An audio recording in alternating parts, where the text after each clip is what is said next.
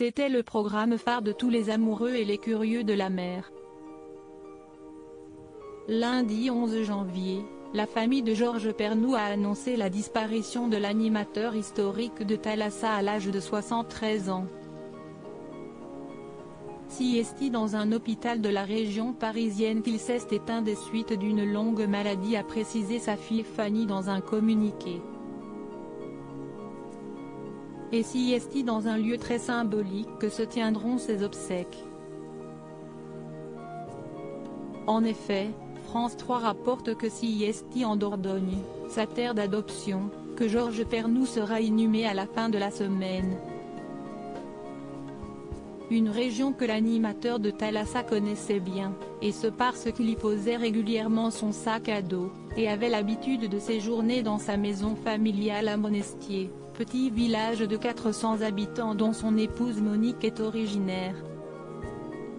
Il venait l'été, on sortait, on faisait du bateau, c'était quelqu'un de très gentil, très abordable, rapporte ainsi son ami Serge Lagarde à France 3, qui précise que Georges Pernou était très attaché à cette petite commune, où il laisse désormais un grand vide.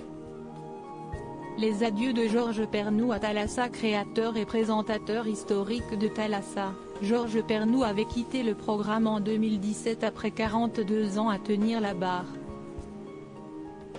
Voilà, ces 42 années passées à bord de Thalassa ont d'abord été pour moi un immense plaisir. Celui de vous faire partager les beautés du monde maritime et les histoires d'hommes et de femmes qui vivent la mer au quotidien, avait-il ainsi déclaré lors de sa dernière émission en juillet 2017, avec le sentiment d'avoir été un homme privilégié, d'avoir eu beaucoup de chance. Après son départ de Thalassa, l'animateur n'est pas revenu sur le petit écran comme il l'avait laissé penser.